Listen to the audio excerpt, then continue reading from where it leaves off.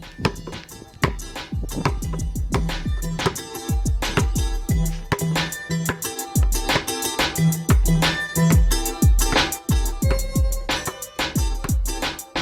Hoop Heads Podcast is brought to you by Head Start Basketball.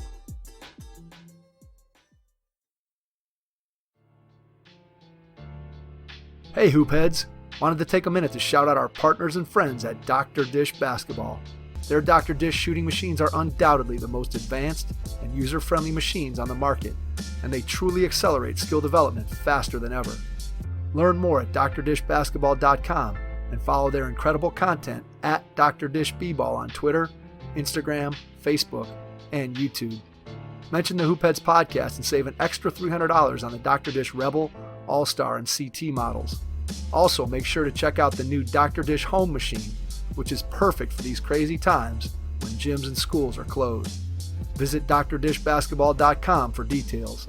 That's a great deal, Hoopheads. Get your Dr. Dish shooting machine today. Hey, this is Brendan Winters from Pro Skills Basketball, and you are listening to the Hoop Heads Podcast. Hey Hoopheads, we all hate ankle sprains, and they happen way too often. Ankle injuries are the number one sports-related injury. Arise is trying to change that. With the iFast, your athletes get preventative protection and full mobility.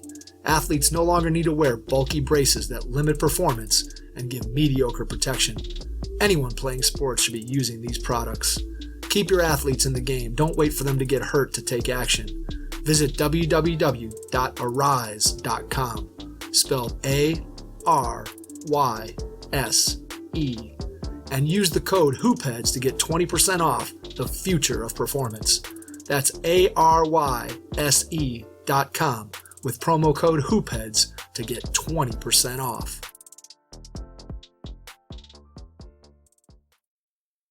Where do you hit the backboard for the highest percent shot? And when is it an advantage to use the glass over a direct shot? Like, how could it be that this game has been in existence for over 100 years and these answers aren't out there? Vinnie Falbo is the inventor of the Shoticle, a training aid that mounts on your backboard to give you the exact location where you must hit the glass for greater success. The Shoticle is based on research conducted by a team of professors that ran millions of computer simulations to identify the highest percentage shots, and the research was tested and confirmed by players at many levels. The researchers concluded that the highest percentage shot is provided by a vertical aim line behind the backboard that intersects with a series of aim lines on the plane of the backboard. The Shoticle is mounted in these given locations to provide the highest percentage shot with a very clear intersection point. Vinnie took these research findings and created the Shoticle to help shooters at all levels of the game shoot a higher percentage and score more. We recently launched the Hoopheads Mentorship Program. We believe that having a mentor is the best way to maximize your potential and become a transformational coach. By matching you up with one of our experienced mentors, you'll develop a one-on-one relationship that will help your coaching, your team, your program, and your mindset. The Hoopheads Mentorship Program delivers mentoring services to basketball coaches at all levels through our experienced team of head coaches. Find out more at hoopheadspod.com or shoot me an email directly, mike@hoopheadspod.com. Our roster of shows is growing, so don't forget to check out all our other podcasts on the Hoopheads Pod Network, including Thrive with Trevor Huffman, Beyond the Ball, the CoachMaze.com podcast, Players Court, Bleachers and Boards, and our team-focused NBA podcasts, Cavaliers Central, Grizz and Grind, Nuck If You Buck, The 305 Culture, Blazing the Path, and #Lakers. We're looking for more NBA podcasters interested in hosting their own show centered on a particular team. Email us at info@hoopheadspod.com if you're interested in learning more and bringing your talent to our network. If you've never seen the Shoticle, it would help you to jump over to shoticle.com and watch the 1-minute video first so you can see the Shoticle in action before you listen to this episode with Vinnie Falbo, the inventor of the Shoticle. Hello and welcome to the Hoopheads Podcast. I am here with my partner, Jason Sunkel, and we are pleased to welcome to the podcast this evening from Shoticle, Vinnie Falbo. Vinnie, welcome. We are excited to learn more about Shoticle and what you've been able to create that is going to impact players who want to become better shooters and use the backboard. So let's start out, Vinnie, by talking a little bit about what Shoticle is and why you feel it's going to be a game changer for shooters out there. Thank you, Mike. I appreciate you having me. I've been looking forward to our conversation. The Shoticle, quite simply, is a training aid for players to learn how to use the backboard properly. There are a lot of misconceptions out there about how to use the backboard. Millions of computer simulations were done to identify the highest percentage shots off the glass. And the Shoticle is just the apparatus that you put on those boards to be able to identify those target areas for your highest percentage shots. So when you're thinking about having somebody utilize this product, and I'll talk a little bit about my experiences with it in a little bit, but when you put it up onto the backboard and somebody goes out to utilize the product and shoot the ball off the glass, where do you anticipate this being the most used the most? Do you think it's going to be with teams like in a high school setting, junior high setting, middle school setting, or do you think this is more a product that would appeal to someone working at home, putting it up on their rim on their driveway?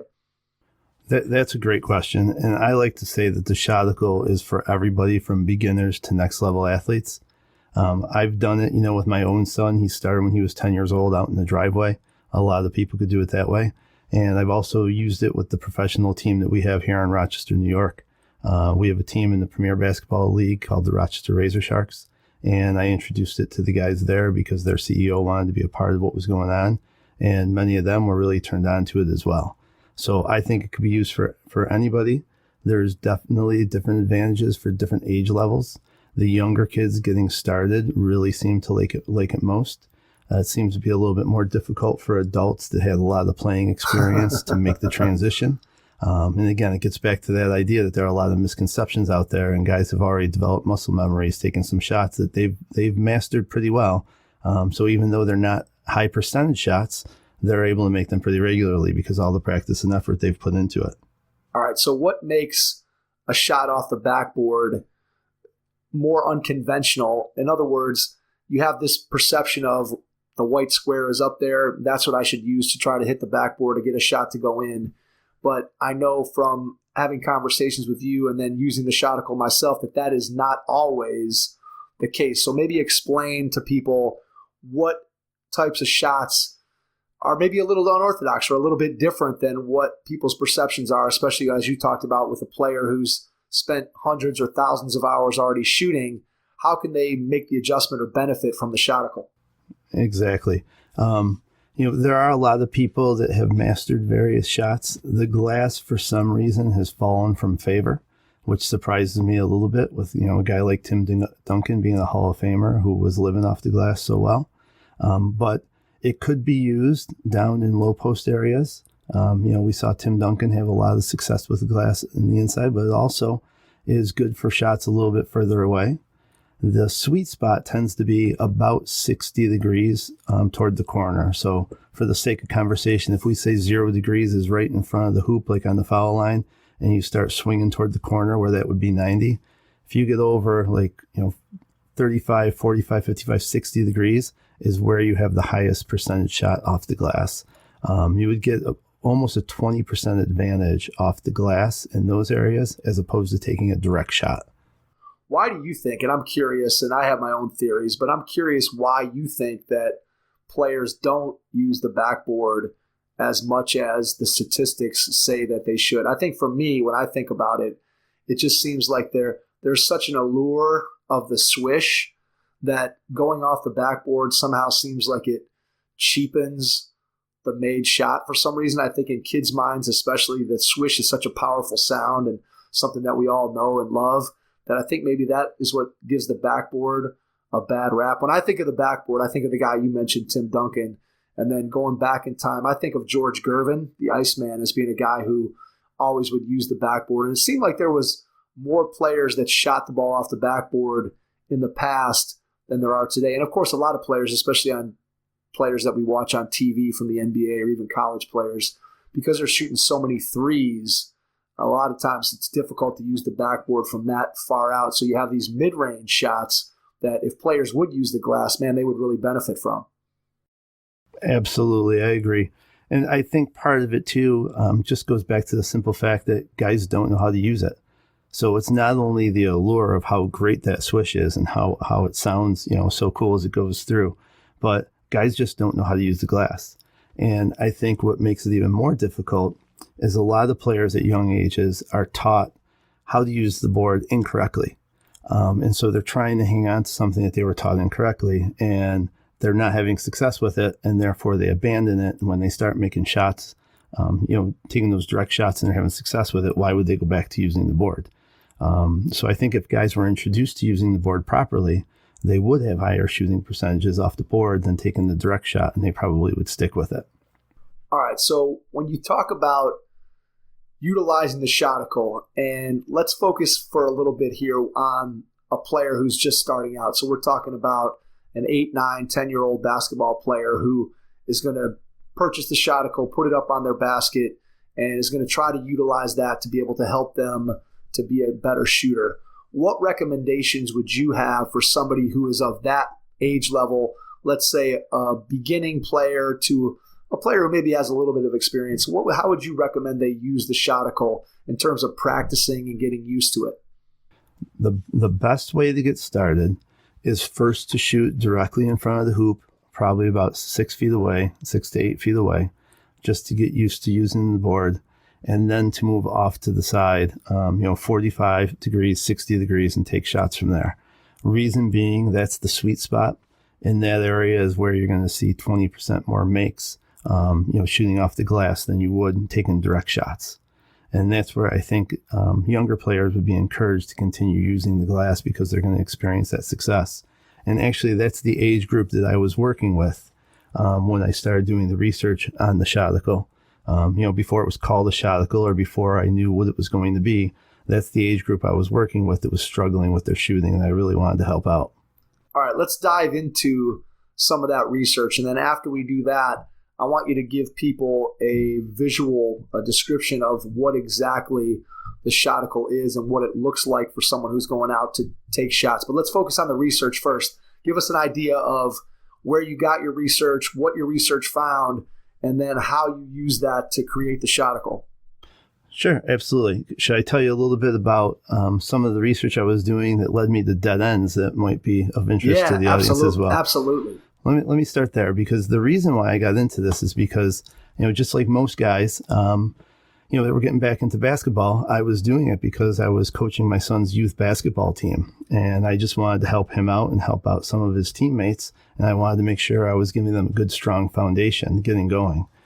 I played basketball up to the varsity level in high school.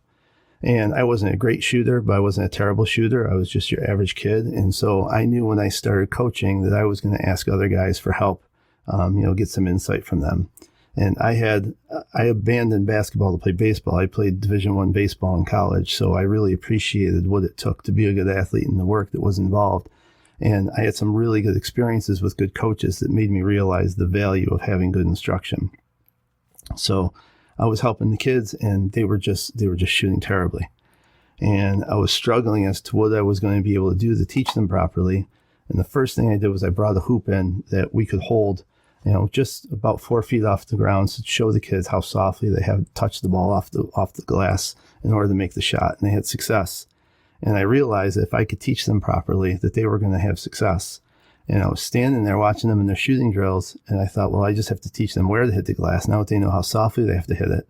And I had this awareness that I didn't have any idea how to properly use the glass. And I was thinking about what I had been told and what I had heard about, using the white box and getting it in the white box and hitting the corner of the box or using the line of the box and all these different things. And they just didn't seem to work very well. And it was obvious if I was, driving down the center and tried to hit the corner of the box that shot wasn't going in. So I started asking guys, knowing I got into this, I was going to ask guys with more experience. I started asking guys that played college ball. A lot of the guys that had really good careers in high school, guys that were coaching varsity teams. I started saying, how do you use the glass? It came down to 2 questions. Where do you hit the backboard? And when do you use the glass over a direct shot? And I couldn't get an answer. So my research just started out anecdotal, asking, my buddies, friends, colleagues, people that I knew were in the game. And I was getting different answers, and it started to get to a point where some people started getting frustrated, saying, well, what are you talking about? What do you mean, where do you hit the glass? You just take shots and you develop a sense of where to hit it. And I said, no, if you had a laser pointer, if we stood right here on the court, could you say, hit that spot and it's going in? Or, if your arms were long enough, just touch the glass and say, shoot right here, where's it going in? And I couldn't find anybody that could tell me.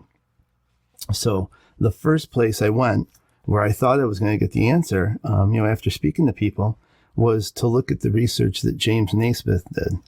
Most of your listeners are probably familiar with James Naismith, who invented basketball at the YMCA.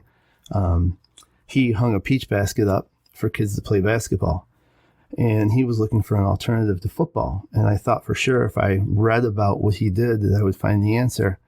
And funny enough, when he did that, he hung that peach basket up on the balcony and there was no backboard. So the backboard was never intended to be a part of the game. There wasn't one. So I realized there was no way I was going to find out how the backboard was supposed to be used, given the fact one wasn't there. And the funny part about it is when the backboard went up, it was not intended for player use. The backboard went up because there were other people at the YMCA that were interfering with the game that were up on the balcony trying to swat the ball away when people were playing. So the first backboard was actually made of chicken wire, and it was put up there to prevent spectators from interfering with the game. So it's no surprise that a lot of people didn't know how to use the board properly because it wasn't for the players. It continued to evolve from there because when the board became wood, it was because players at the YMCA were kicking off the wall and getting an extra advantage kicking off the wall because the hoop was right next to the wall. So when they extended it out away from the baseline, that's when it became wood and players started using it even more. But nobody ever had a target up there as to how to use it properly. And in all my research, I haven't found the origins of that white box, which I think is the main problem that we have and why people have not conducted this research sooner or learned how to use the board better, because people think they have the answer, and once they think they have the answer, they stop looking for it. But I had no luck with the history of the game helping me out with the development. But I just found that fascinating that the board was never intended for player use. I never heard the chicken wire story. I knew there was not a backboard in the original game. The other thing that comes out of that story too is the only reason why the basket's 10 feet is because that's how high the balcony was that Naismith hung the basket up on. But I had never heard that the first backboard was created from chicken wire. So you stumped me for sure on that one. And yeah, I think it's interesting that obviously all games evolve and change in certain ways. But when you think about the backboard and how fundamental it is to the game today, the fact that it wasn't part of the original game is really very interesting. So where did your research take you next? So the next thing, I thought there was no way I was going to be able to speak to James Naismith, obviously. Unless you had a Ouija board and did a seance, maybe. Exactly. So you couldn't get back to the source. So I thought, who would be the best guys to talk to? And obviously Tim Duncan would be one of them, right? Steph Curry, Kevin Durant, some of the greatest players ever, some of the greatest players in the game today. And since I couldn't just pick up the phone and talk to them or go see them on their home courts, I started to watch video of them. So there I was late at night after my wife and kids were in bed, sitting there going through video footage of games and watching where they would hit the glass. And it really struck me how often, Tim Duncan in particular was using the glass and not putting the ball in that box that was on the backboard. And he was knocking down shots, and there seemed to be patterns, but I just couldn't understand them. And the more NBA footage I watched, the more I realized that white box was not the answer. But I couldn't come up with, a schema to explain exactly where they were hitting the board. And there were different types of shots that guys were making. But I couldn't outline it. I was looking for like that formula, that diagram, and I just couldn't put that together. So without that, and knowing I wasn't going to be able to get access to these guys and say, hey, this is Vinnie from Rochester, New York. I just want you to tell me how to use the backboard. I figured the only way I was going to be able to do it was to try and figure it out on my own, which might seem a little bit ridiculous, but instead of, trying to take shots to figure it out, I sat down with pencil and paper to try and determine where the ideal locations would be. My formal study as an undergraduate was in math, and my master's degree was in information technology. So computer science related stuff. I did a lot of programming. So I sat down and said, this is something that is not a trivial problem, but clearly there's a pattern here to be discovered. And the way I've explained it to people when I'm in person is if I take the ball and I hold it up, let's say I'm holding a ball at 6 feet and I let it go, how high is that going to bounce up? Just take a guess. It's going to my waist, to my knees, but I'm going to drop it from 6 feet. How high is it going to go up? You're not going to say it's at my ankles, and you're not going to say it's bouncing over my head. You know about how high it's going to bounce up, and it's about halfway. And there's a name for that. They call that the coefficient of restitution, the way a ball bounces when there's a collision. A baseball would drop up 32% of its drop height. A soccer ball would come up 40. A basketball comes up 56%. But it's basic physics, right? Like there are patterns here. These are the inviolable laws of science, right? Like there is a way that ball is going to behave every single time. It's not going to bounce up, halfway one time and then go over your head the next. And in addition to that, the material of the ball doesn't change during the game. So there's going to be a frictional coefficient with the way that hits the glass. So I sat there and I tried to figure out like what are all these issues I need to resolve. What I realized after spending a little bit of time was it was just crazy to try and do that all on my own. And not to mention, it's not nearly as much fun as going in the driveway and shooting hoops, right? Like you're sitting there with a blank piece of paper and a pencil. I mean, your listeners are going to say, get this guy off the show and never bring him back if he's going to start talking about math and stuff, right? So that was definitely not the way to do it. But what I realized is someone must have done this, right? Like this game has been in existence for over 100 years. So I was just incredulous that I was the first guy to ask those questions. Where do you hit the backboard for the highest percent shot? And when is it an advantage to use the glass over a direct shot? Like, how could it be that this game has been in existence for over 100 years and these answers aren't out there? I realized, it was a physics problem. That's what it was. So I was going about it the wrong way. I wasn't going to find it in the history of the game when the backboard was not designed for player use. And I wasn't going to be able to discover it just watching other guys because they had success. That wasn't going to be a way for me to be able to identify the answer, even though I could appreciate what they did. So I started doing searches on, physics related stuff in basketball. And I found a gentleman who actually had conducted the research. What he did was millions of computer simulations to try and identify the best locations to use on the backboard. And his work was inspired by a college coach by the name of Larry Hunter that was at Western Carolina University. And the professors that did this were at North Carolina State.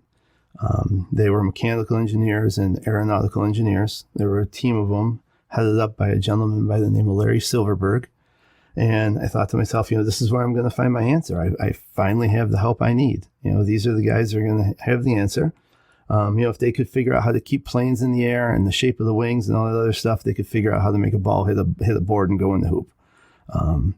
So that's where I was able to get some pretty clear-cut information about the exact locations on the board that you needed to use. And they outlined it very well.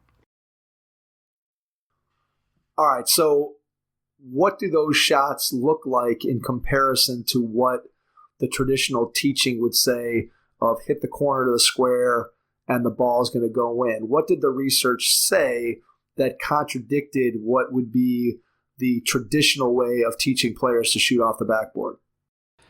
Exactly. So surprisingly, the areas that you need to hit are much higher than that white box, and they're off at angles.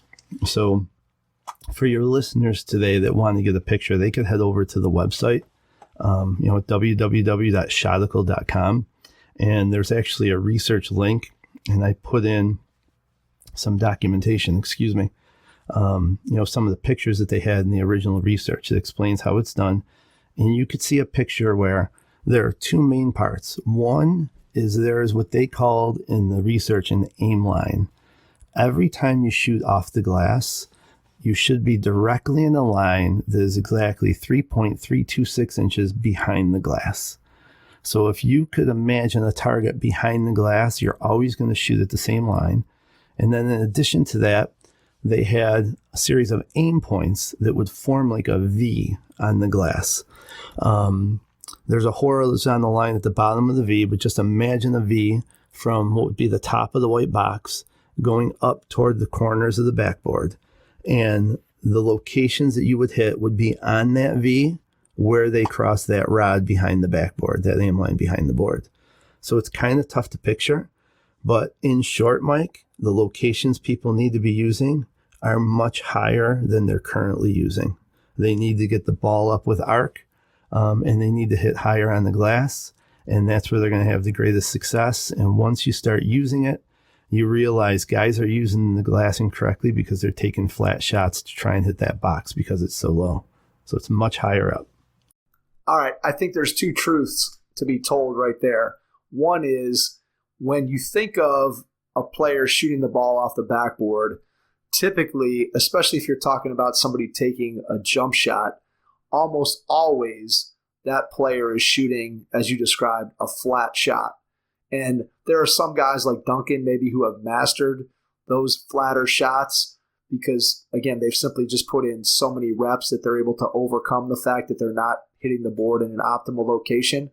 But then I think about guys, the person that keeps popping into my head is a guy like Kyrie Irving who gets to the basket and finishes in all these different ways and is typically finishing layups in such a way that it's not the right-handed layup line, go in, hit the corner of the square, and drop the ball into the basket. He's taking the shots from all these different weird angles, but yet so often you'll hear announcers saying he put it in high off the glass.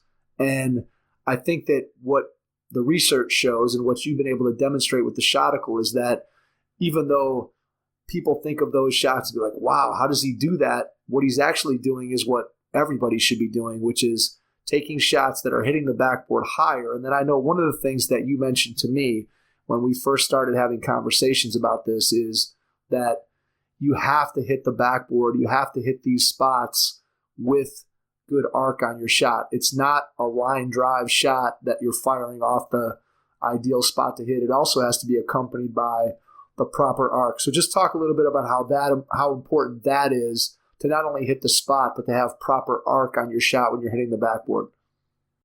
I will. And just to step back to something you mentioned there, it was very important about Kyrie, and people say, he's high off the glass and they're acting like that's a big deal. It's only a big deal because other people are not doing it. He's doing it correctly. And I mentioned that, it's for everybody from beginners to next level athletes, and our local premier basketball team used it. When I was introducing the guys to it, a lot of them listened very intently, and a lot of them wanted to get up and try it out, and they liked it. And there were a couple of them that just kind of stood there nodding. And I looked at them and said, "So you already know this, don't you?" And one of them, who was, first team all-star, Devon Gavin, they called him Hood. He was a great player. He kind of nodded, and I said, "Hood, how'd you know?" And he said, "Kyrie and Kobe." And he just stood there nodding his head like, well, of course, that's what Kyrie and Kobe do, and so that's what I'm going to do. And I started paying attention to him more in his games, and he took a lot of shots that were high off the glass. He was. I'm not a big man, Mike. I wasn't able to play basketball because I was tall. I was usually fast, but Hood was like that. Hood was 5'10", and he was playing professional basketball with a lot of big men, and he was going high up off the glass. That's the correct location. So you're right. Kyrie's doing it right. But back to your question about the importance of the arc.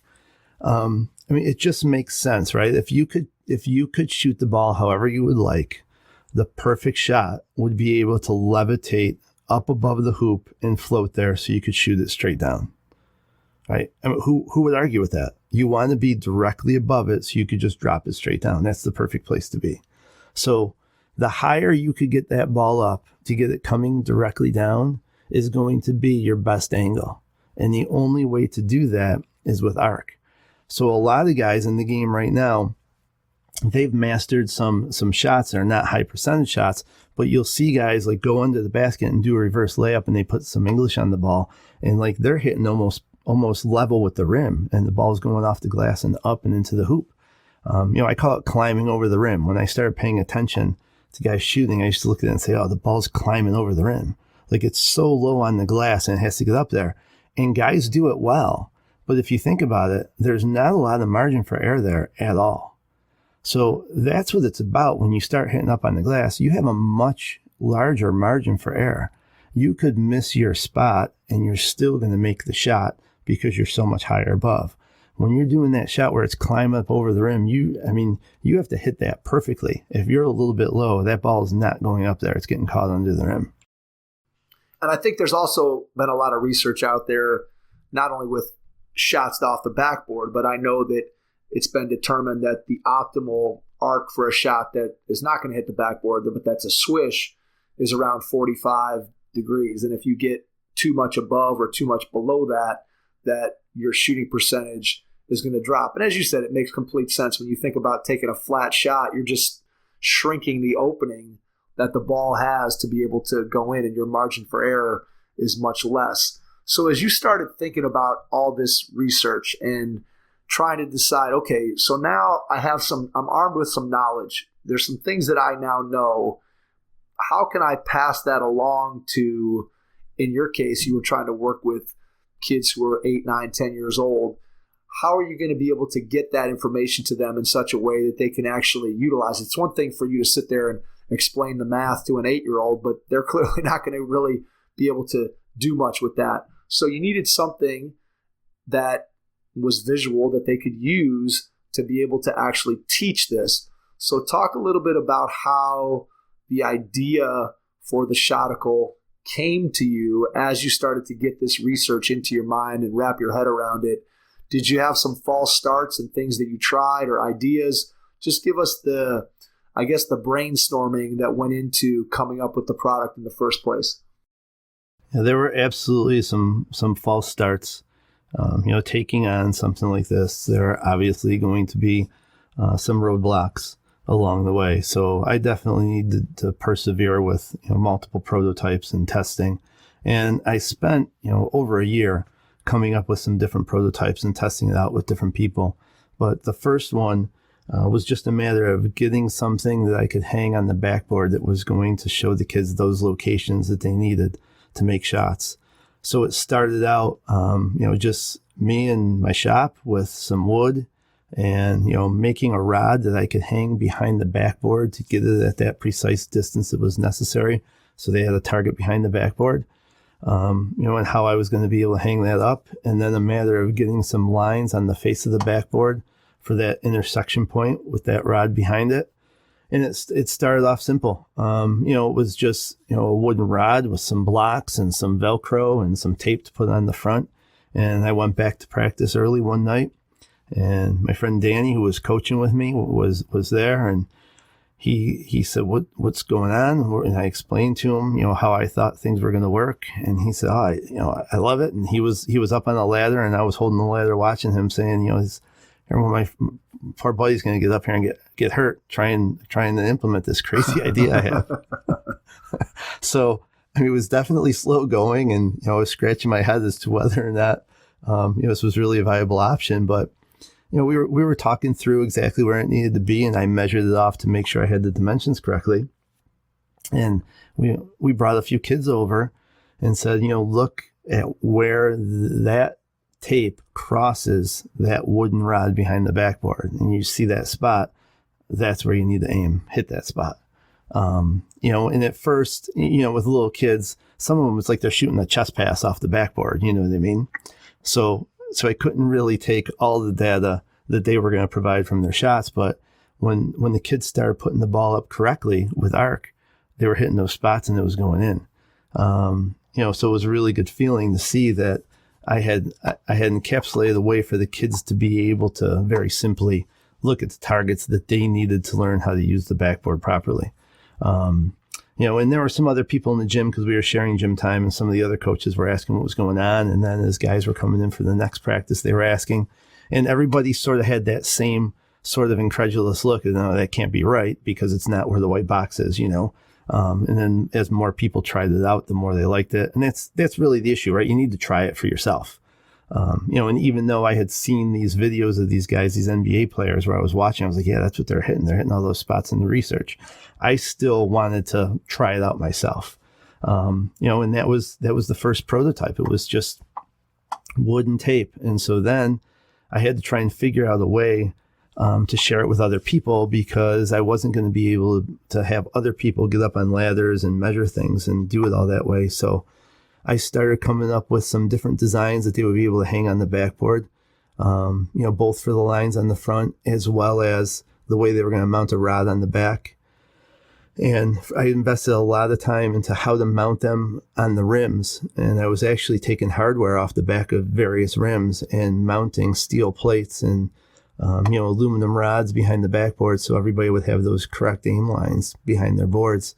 And I realized in not too much time that was not going to be a good answer, because when I started installing them for people, they were watching me and just too many people said, yeah, I wouldn't do that. I was like, what do you mean you wouldn't use this? He's like, no, I wouldn't get up there on the ladder. I wouldn't, take the hardware off my hoop. So it was a matter of trying to find a way to distribute this so people could do it easily. And that's when I realized it really needed to be a product. This wasn't going to be something that I was going to do a YouTube video on and say, hey, I did this and I helped a bunch of kids shoot. And, it's now working for our varsity team in town, and this professional team has tried it out, and this is what you should do. I really needed a way to distribute it so people could do it easily. And that's how it evolved to a point where, it had to fit in a box that I could ship inexpensively. And now, you've worked with it, Mike. It comes in a nice retail carton, sold in stores. There's a mailer for people that order it online. It's a little simpler box, but the box is the same. And it has that orange telescoping rod. It's a nice anodized aluminum rod, mounts to the back of the board with a piece of aluminum and some dual lock, which for listeners that aren't familiar with dual lock, it's like that plastic Velcro, a lot of people call it. It's really strong. So it's easy to put up. I tell people you could put it up faster than you're going to clean your backboard. So when you get up there to spray down the glass and clean it off, that's going to take you longer than it will to put it up there. And it is worked out well. I've been able to ship them to many different people, and they've had success mounting them without too much trouble. All right, so before I get into my experience, I want to ask you, when you first put that prototype up on the backboard, what was the reaction of the kids, of the adults who tried it, in terms of the adjustment to just looking at something different and aiming at something that they had never aimed at before? What kind of response and feedback do you get? And then after you answer that, then I'll kind of jump into my experience. Yeah, it's pretty similar. And again, I say you have to try it for yourself. That's really what's going to change people's opinion. You have to try it and have success. The reason why it's similar is because most people look at it and think, no way. That was my reaction. I didn't first see it hanging, obviously, because I had to create the prototype. But when I looked at the research, when you're all done reading angle of inclination and all this other stuff, in the end, I'm looking at a picture where this guy says I need to hit the backboard, and I'm saying, no way.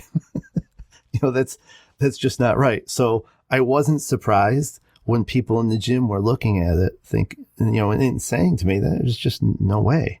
That's it. Yeah, that's where you have to hit. Are you sure? Yeah. Try it. That's where you have to hit. But it quickly moves from no way to, wow, this is really good. This works. I mean, when you're shooting and you're making shots, that's a great feeling. That's why we play the game. So if somebody hands you an apparatus where you're going to score more, what's your reaction to that going to be? That's going to be pretty similar as well. That's cool. This is something I need. This is something I want to have for myself. So it's a pretty quick transition from no way to, I need one of these. Do you know where to hit the backboard for the highest percentage shots? Do you know when using the backboard is better than taking a direct shot? Be certain that you are taking the highest percentage shots by training with the Shoticle. The Shoticle mounts on your backboard to give you the location of the highest percentage shots. Train with the Shoticle, and you will score more. Basketball is a data-driven game, so don't ignore the data and the facts. We worry about the data so you can focus on shooting. Visit Shoticle.com now and start scoring more.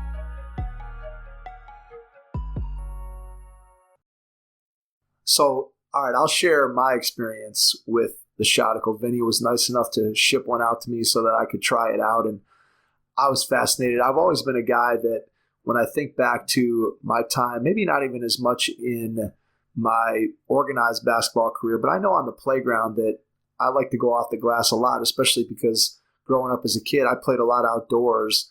And I guess I was of the mindset of that old school traditional way of learning how to use the backboard, that I felt like that line drive flat shot was one that could cut through the wind, and using the backboard was a way for me to be able to make shots. And yet at the same time, I'm also a big proponent and have, I think, a pretty good understanding of the fact that guys who are able to finish with different angles of layups, like we talked about with Kyrie earlier, frequently go off the glass and use the glass at non-traditional angles of what we would think, using that square. So I went into it obviously with an open mind because I had already had conversations with you and looked at what you've been able to do. And so I was curious to see, one, just what it was going to be when it got here. Because you have a vision in your mind, and I was on the website and looked at it, but I wanted to see, okay, first of all, how easy is it to put it up? That's number one. And so the answer to that question was it was pretty easy to put up.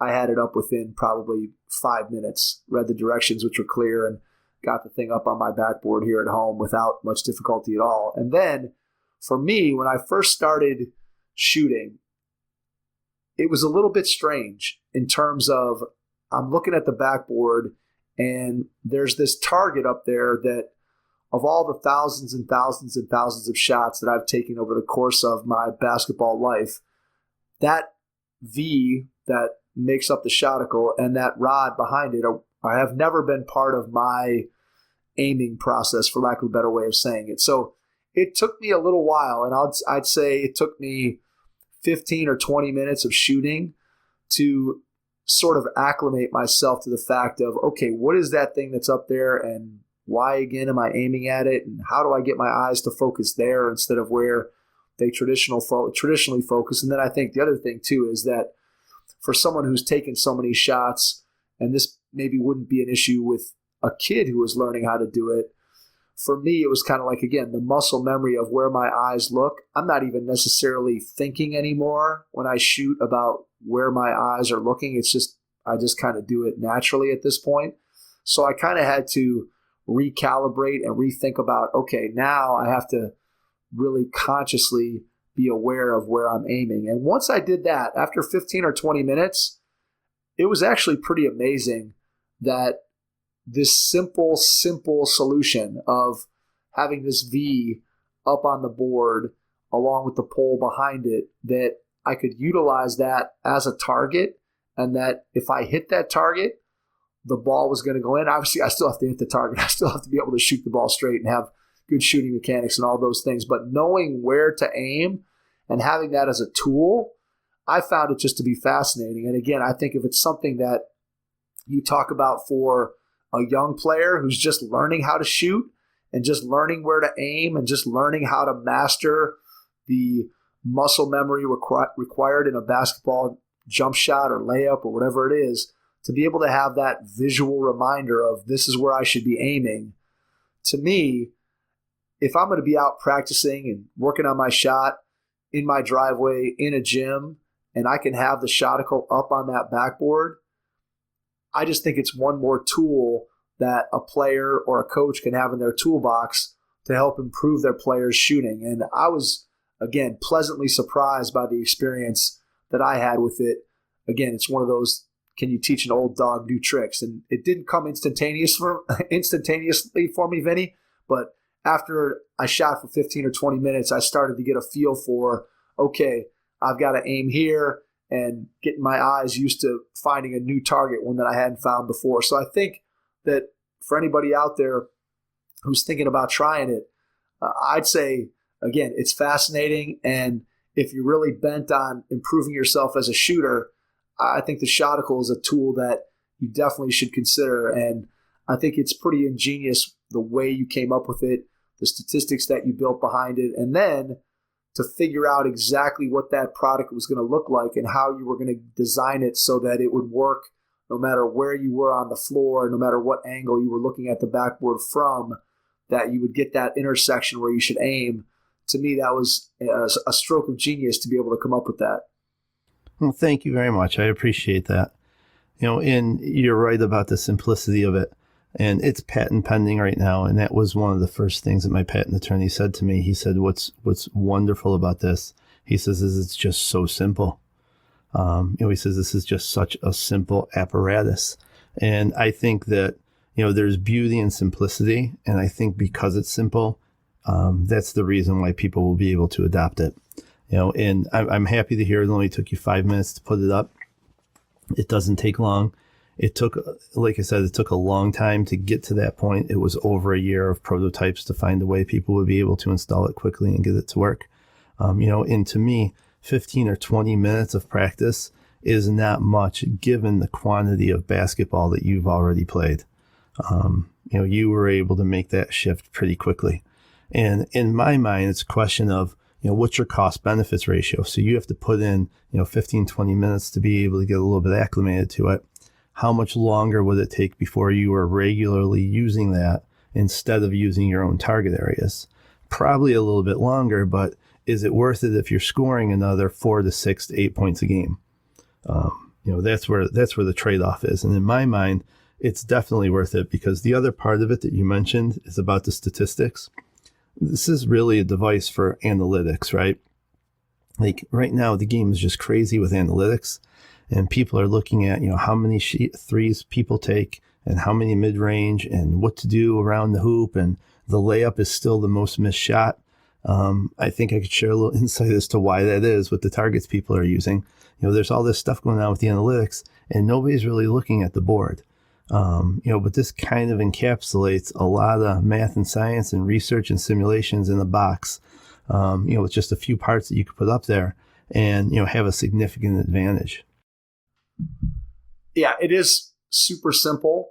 And it's one of those things that when I first discovered you and discovered the product, I really kind of had no idea what it would be. Like, I got the theory behind it, but to be able to actually see it and experience it was something, it was very unique, and it was not necessarily what I would have expected had I just heard the explanation behind it. And as I said, the 15 or 20 minutes that it took me to get acclimated, it was, like I said, uncomfortable trying to shoot at it at first because my eyes just weren't used to seeing that target up there or trying to sight that target. But once I got used to it, it became much easier. And like I said, I think especially for someone who's just developing as a shooter, to me, if you want to be able to become a better shooter, and not just a better shooter off the backboard, but a better shooter overall, being able to have something that you can aim at that's going to give you a solid result time in and time out and is scientifically based, to me, that's completely invaluable. Mike, as you start using it more as well, you'll also start to realize that identifying those locations comes more quickly. Because one of the things I noticed after using it a few times is that the location doesn't change if you don't change your angle. And what I mean with that is if you were to shoot like from the foul line, you're going to shoot directly over the hoop, right? You're not going to aim at a point of contact that is somehow like, 2 feet to the right. That just doesn't make sense, right? So you're aiming directly over the hoop. If you move closer to the hoop or further away, right? Whether you move 3 feet in front of the hoop, 4 feet away, 5, go back to the arc, 3 feet behind the arc, your point of contact on the glass stays the same. So if you remain at the same angle, the point of contact's the same, which may seem obvious when you're in front of the hoop, but when you start getting off at angles, when you go over to the elbow, whether you move in or out, it's going to be the same shot. If you go down to the low post, say you're 60 degrees, from the center point of the foul line, as you move in and out toward the hoop and away from it, it's going to be the same point of contact on the backboard. And it took me a few times, using it before I started to realize exactly what was happening. But it starts to become even more second nature. And when I started doing this, my sons were young. My one son who was playing basketball, I think he was 12. I think he was a 6th grader. My other son was a 4th grader. So they were like 10 and 12 years old. And we were over, a family member's house, and they were outside shooting hoops in the driveway. And I said, I noticed you were using the board. How are you doing that? And they said, well, we really don't need to use the Shoticle. Once you use it enough, you know where those points are. So even at their young age, they were able to make that adjustment. And again, it's just using it a few times, you start to recognize where those points of contact are, regardless of your distance from the hoop. And there are a lot of other things like that you start to discover too when you train with it. Yeah, I can see that. Makes total sense that as you step back, as long as you don't change the angle, that your point of contact on the backboard isn't going to change. Is there anything else? You just mentioned a couple other things that are intuitive to what you've been able to do. Is there anything else that you can share on that front of things that you've learned over the course of working with this for a long period of time with a lot of different players at different age groups? Yeah, I think the other thing that stands out that people comment on is how you really have two options. If you're standing, I'm trying to think let's use that 60-degree location again, if you can imagine where that is.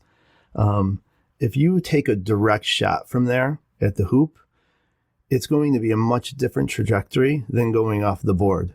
So you have two different target areas that you could use. Off the board is going to be 20% better chance, but you have two different target areas. And I've had a few different people comment and say, hey, I like having another option. Your defender is not expecting you to be shooting off the board either as often as people start doing it once they've trained with the Shoticle.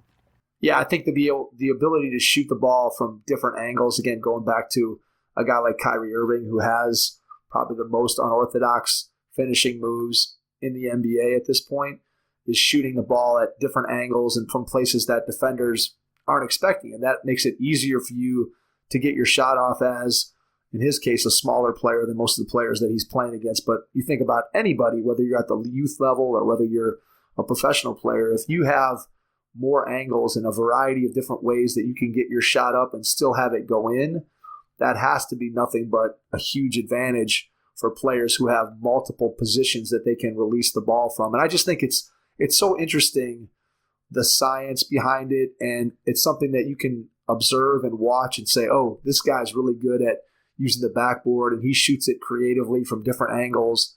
But as you said, it's really not necessarily even a basketball problem. It's a physics problem. Now, for most players who use the basket and use the glass as creatively as Kyrie Irving does, it's more a case of he's just honed that ability and he's figured that out on his own. And basically what you're doing is you're giving players the cheat code to be able to do the same thing that Kyrie had to learn over the course of his entire lifetime of using the backboard and sort of perfecting those angles. You've kind of given people a game plan to be able to utilize and get those same types of shots up from different angles and still, as you said, have multiple options for how to get the ball into the basket, which I think is, again, something that the Shoticle does really, really well. Mike, I think you said it perfectly too. You're the first person I've heard use those words, cheat code. But I think that sums it up really well because it is like a cheat code in that you don't have to go out there and spend years and years practicing like other guys have to be able to know where those locations are. And I'd like to share a little bit more about that with respect to a video I watched of some NBA players. But first, the other thing you mentioned was Kyrie using different locations on the board. And when you asked me the question about what else I've discovered, one of the things I've discovered is for smaller players like Kyrie who gets creative, I've noticed that if I'm down low and I can't really get a good arc up and off the glass, you could actually see the Shoticle through the glass and shoot directly at it. And it'll go up and then arc up into the basket. And I don't know if I'm explaining that afterwards, but instead of the arc coming down into the board, you could actually hit that location and it'll deflect off the board and then arc up into the hoop that way, which is the way I would have never shot without it. But getting back to the point of watching some other NBA players in the cheat code, once I had this research and I had the diagram, I went back to watching those NBA players and the NBA footage, and there was one video in particular that struck me. And if your listeners go out to shoticle.com to look at the research page, I actually embedded a video of Steph Curry and Kevin Durant shooting, and it's only 45 seconds, but every shot they take is going off the glass. And it's just amazing to watch because if you imagine where the Shoticle would be hanging on the backboard, every single shot that they take is going off of those ideal aim points. And they start off probably at about 45 degrees and they start moving toward the short corner, the 60, 65, maybe even 70 degrees. As they move toward the short corner, they're going up higher off the glass and more toward the side of the glass, and they just move back and forth. And it's just a beautiful thing to watch. But you're right, it's like a cheat code, because I was watching that video as well as others before I found the research. And then afterwards, once I had the research and I looked at that same video, I said, wow, that was right under my nose the whole time. And I didn't really notice, the pattern to it all. And the Shoticle puts it up there and it gives you those exact locations that they're using. It's a cheat code. It's a perfect way to say it. All right. So before we wrap things up and give you, again, another opportunity to share where people can find out more, see the research, follow you on social media, is there anything that we didn't touch on that you think is important or relevant for people out there to understand about the Shoticle?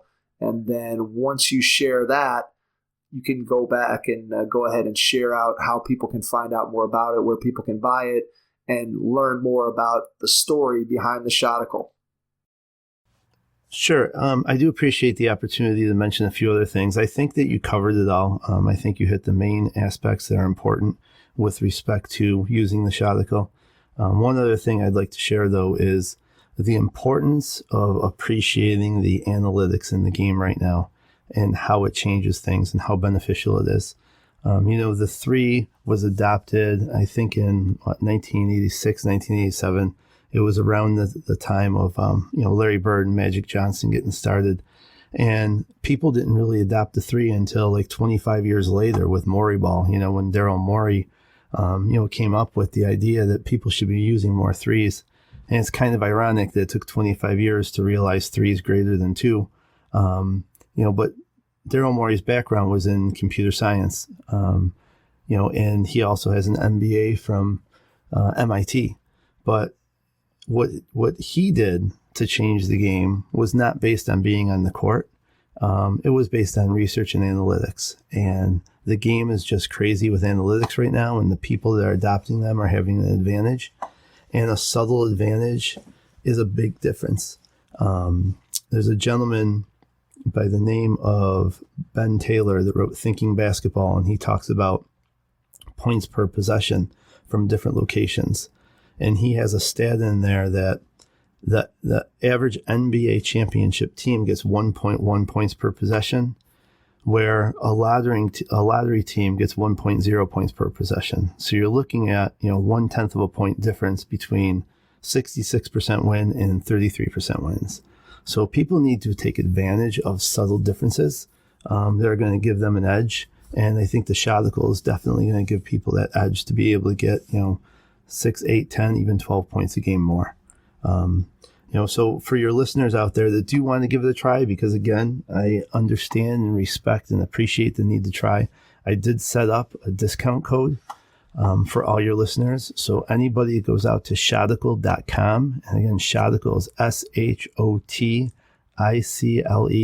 they could head out to shoticle.com and type in hoopheads for the discount code, and they'll get 20% off so that they could try it out for themselves and see what it's like. And I just ask for anybody listening that if you do go out to the website, if you'd sign up for the email list, I could send out a little bit more information. I'll be sure to shoot something out soon regarding some of the additional research and some other facts about it for folks that are interested in signing up for it. Very cool. Vinnie, we cannot thank you enough for jumping on and the support that you've given us here at the Hoopheads podcast. And it's just been really interesting to be able to hear the story of how you came up with the idea and then working your way through the prototypes and then eventually coming up with a product that people can utilize to help them become better basketball players. And we all know that there's a lot of people out there in the world, kids and otherwise, that are trying to improve their shot, trying to get better. And this is a very, very simple tool that, as you said, takes advantage of the science, takes advantage of the analytics, which we all know that is the direction that the game is going. And rightly so. The better understanding we have of what's happening out on the court and what's happening with our shots and what's happening with offenses and defenses, that improved understanding is going to lead to improved play. And I think the Shoticle plays right into that analytics trend. And I would highly encourage anyone who's out there listening, go try it out. Visit shoticle.com. Take advantage of the discount code that Vinnie set up. Use Hoopheads. Get 20% off. Try out the Shoticle. I think you'll be very, very pleasantly surprised with the results. And I think it'll be, again, something that, especially if you have kids and you're a parent, maybe you're a coach who has your own kids, give it a shot and try it yourself. And I think you'll find that it's a fascinating thing to work on. And I think the long-term ramifications will be that you'll improve as a shooter. So again, Vinnie, can't thank you enough for joining us tonight. Really, really appreciate it. And to everyone out there, thanks for listening, and we will catch you on our next episode. Thanks. If you have an existing podcast or are looking to launch your own pod but aren't sure where to start, the team at My Podcast Manager can help. Our podcast team works behind the scenes so you can do what you do best. We'll help you launch your podcast, make it sound great, and free up your time for the more enjoyable parts of podcasting. If you're ready to put your podcast editing, production, and promotion on autopilot with a trusted team of podcasting professionals, visit mypodcastmanager.com to get started. Thanks for listening to the Hoop Heads podcast, presented by Head Start Basketball.